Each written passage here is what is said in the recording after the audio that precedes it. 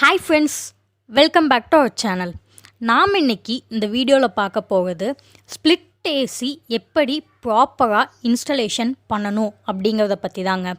வீடியோக்குள்ளே போகிறதுக்கு முன்னாடி நீங்கள் இன்னும் எங்கள் சேனலை சப்ஸ்கிரைப் பண்ணலை அப்படின்னா உடனே எங்கள் சேனலை சப்ஸ்கிரைப் பண்ணிக்கோங்க. கூடவே இருக்கிற பெல் ஐக்கானையும் கிளிக் பண்ணிக்கோங்க. அப்போ தான் நாங்கள் போடுற ஒவ்வொரு வீடியோஸும் உங்களுக்கு நோட்டிஃபிகேஷனில் வருங்க. சரி, வாங்க இப்போ ஏசி எப்படி இன்ஸ்டலேஷன் பண்ணணும் அப்படிங்கிறத பார்க்கலாம்.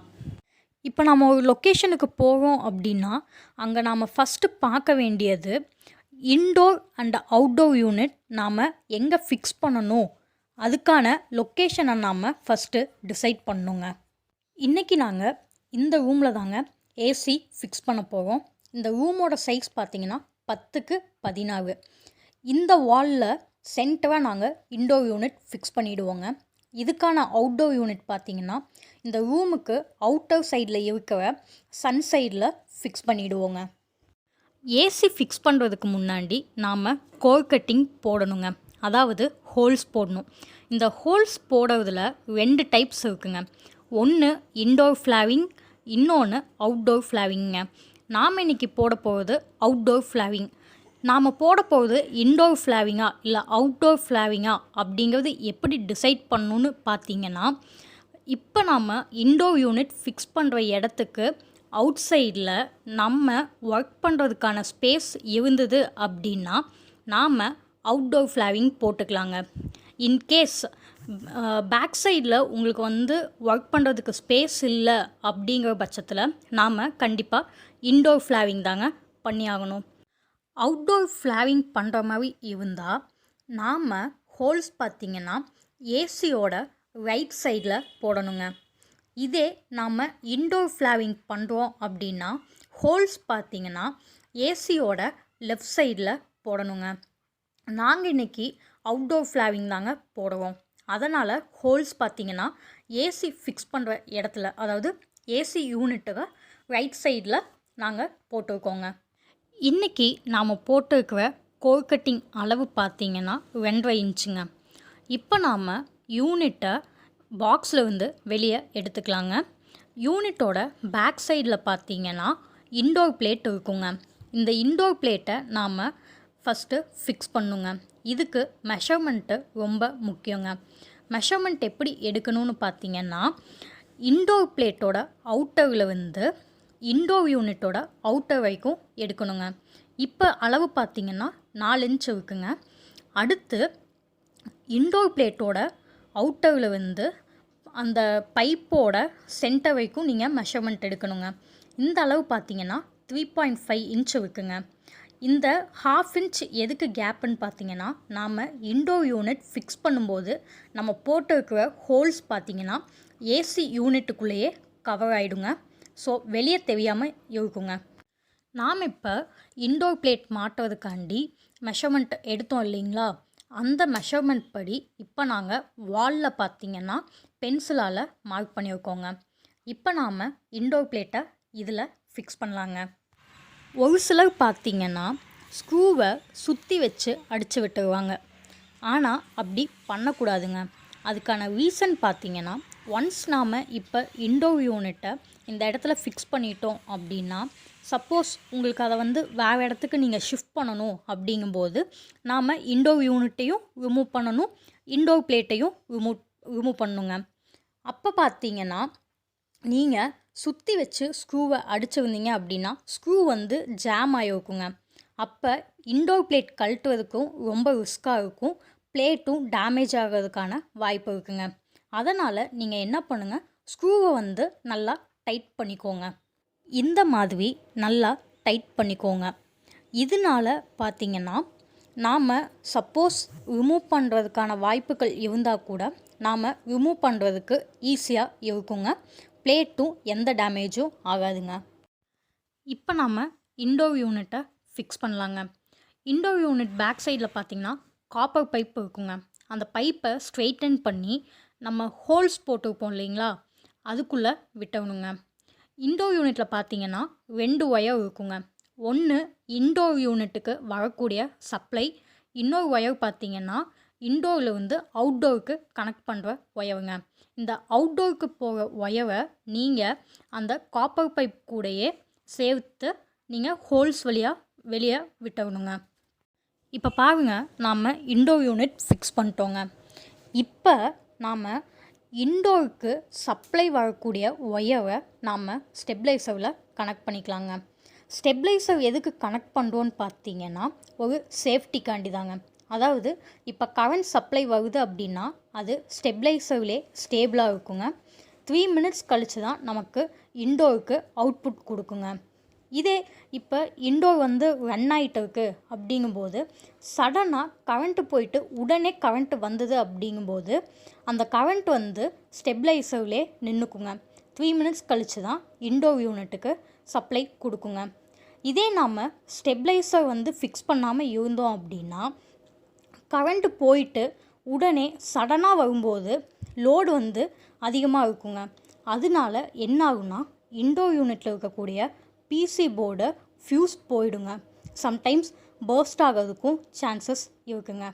இந்த ரீசனை அவாய்ட் பண்ணுறதுக்காண்டி தான் நாம் ஸ்டெபிளைசர் யூஸ் பண்ணுறோங்க.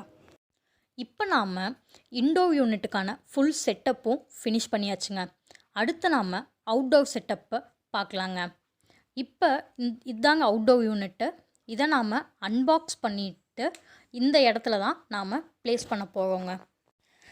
நாங்கள் இப்போ பைப் லேயிங் பண்ண போகிறோங்க. அதாவது இன்டோர் டு அவுட்டோருக்கு பைப்ஸை கனெக்ட் பண்ணுங்க. இன்டோர் யூனிட்டில் 2 பைப் லைன் இருக்குங்க. ஒன்று சக்ஷன் லைன், இன்னொன்று டிஸ்சார்ஜ் லைனுங்க. இந்த பைப் சைஸ் பார்த்திங்கன்னா ஒன்று 1/2 inch, இன்னொன்று 1/4 inchங்க. இந்த பைப்ஸை நாங்கள் இன்சுலேஷன் பண்ணி ஒயிட் ரிப்பனால் கவர் பண்ணியிருக்கோங்க.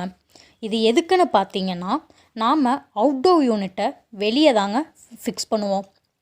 அப்போ வெளியே ஃபிக்ஸ் பண்ணும்போது பார்த்திங்கன்னா மழையில் இருந்தோ இல்லை வெயிலில் இருந்தோ டேமேஜ் ஆகாமல் இருக்கிறதுக்கும் அவுட்டோர் யூனிட்டில் ப்ரொடியூஸ் ஆகிற கூலிங்கை நமக்கு இன்டோர் யூனிட்டுக்கு 100% கூலிங்கோட சப்ளை ஆகிறதுக்கும் தாங்க நாம் பைப்பை இன்சுலேஷன் பண்ணி ஒயிட் ரிப்பனால் கவர் பண்ணியிருக்கோங்க. இப்போ நாம் பைப்ஸை இன்சுலேஷன் பண்ணி முடிச்சாச்சுங்க. அடுத்து நாம் பைப்ஸோட 2 சைடும் ஃப்ளாவிங் பண்ணணுங்க. இந்த ஃப்ளாவிங் எதுக்குன்னு பார்த்தீங்கன்னா பைப்போட ஒரு சைடு இன்டோர் யூனிட் கூடயும் இன்னொரு சைடு அவுட்டோர் யூனிட் கூடயும் கனெக்ட் பண்ணுறதுக்கு தாங்க. இந்த ஃப்ளாவிங் பார்த்தீங்கன்னா இந்த மாதிரி நல்ல ப்ராப்பராக இருக்கணுங்க.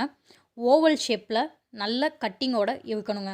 சைடில் எந்த கிராக்கோ இல்லை பிசுவோ இல்லாமல் இருக்கணுங்க. ஏன்னா சப்போஸ் ஏதாவது பைப்பில் கிராக்கோ இல்லை பிசு இருந்தாலும் நமக்கு பைப்பில் கேஸ் லீக் ஆகிறதுக்கு சான்சஸ் இருக்குங்க. இப்போ நாம் ஃப்ளாவிங் பண்ண பைப்பை அவுட்டோர் யூனிட் கூட கனெக்ட் பண்ணலாங்க. அவுட்டோர் யூனிட்டில் பார்த்தீங்கன்னா எல்என்கி வால்வ் இருக்கும். அது கூட தான் நாம் ஃப்ளாவிங் பண்ண பைப்பை கனெக்ட் பண்ண போகிறோங்க.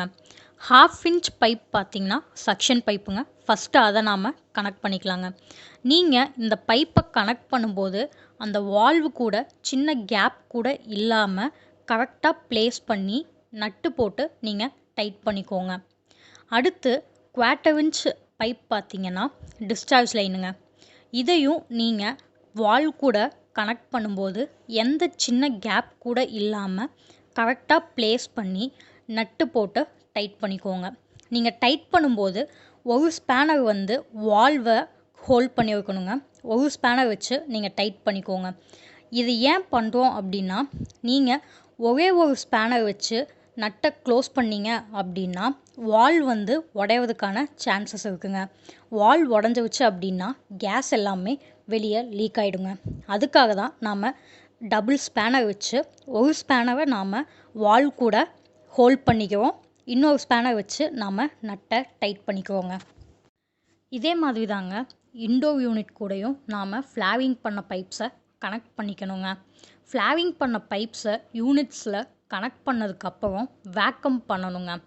வேக்கம் எதுக்கு பண்ணுறாங்கன்னு பார்த்தீங்கன்னா சப்போஸ் இன்கேஸ் பைப்ஸில் ஏதாவது மாய்ஸ்சரோ இல்லை டஸ்ட்டோ இருந்தால் அதை வெளியே ரிலீஸ் பண்ணுறதுக்கு தாங்க வேக்கம் பண்ணுவாங்க. ஆனால் நம்ம ஸ்ப்ளிட் ஏசியில் பார்த்தீங்கன்னா வேக்கம் கம்பல்சரி கிடையாதுங்க. வேக்கம்க்கு பதிலாக நாம் பவுச் அவுட் பண்ணிக்கலாங்க. இந்த பவுச் அவுட் எப்படி பண்ணணும்னு பார்த்தீங்கன்னா அவுட்டோர் யூனிட்டில் 2 வால்வ் இருக்குங்க. ஒன்று டிஸ்சார்ஜ் வால்வ், இன்னொன்று சக்ஷன் வால்வுங்க. இந்த டிஸ்சார்ஜ் வால்வில் நம்ம எல்என் கீ யூஸ் பண்ணி கேஸை லைட்டாக ஓப்பன் பண்ணி விட்டோம்னா அந்த கேஸ் வந்து இன்டோர் யூனிட்டுக்கு ஃப்ளோ ஆகிட்டு திரும்ப ரிட்டன் வருங்க அவுட்டோர் யூனிட்டுக்கு. இந்த டைமில் நாம் சக்ஷன் வால்வில் லைட்டாக எல்என் கீ வச்சு ப்ரெஷர் கொடுத்தோம் அப்படின்னா அந்த கேஸ் எல்லாமே வெளியே வந்துருங்க. அப்படி வெளியே வரும்போது பார்த்தீங்கன்னா சப்போஸ் அந்த பைப்பில் இருந்த டஸ்ட்டோ இல்லை மாய்ச்சரோ இருந்தால் அதுவும் வெளியே ரிலீஸ் ஆகிடுங்க. இதுக்கப்புறம் திரும்ப நாம் டிஸ்சார்ஜ் வால்வில் கேஸ் கொஞ்சம் ஓப்பன் பண்ணி விடணுங்க.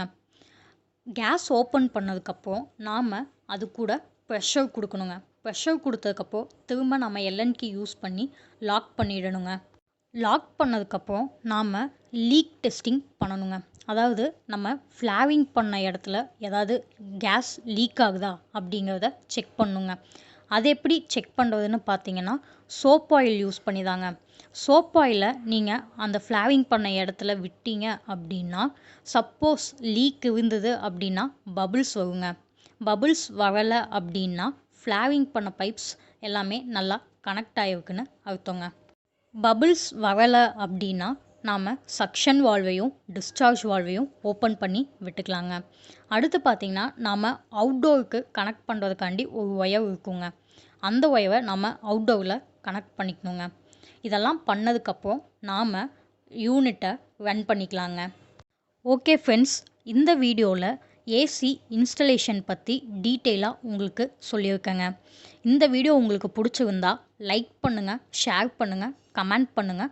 மறக்காமல் எங்கள் சேனலை சப்ஸ்கிரைப் பண்ணுங்கள். கூடவே இருக்கிற பெல் ஐக்கானை கிளிக் பண்ண மறந்துடாதீங்க. Thank you friends.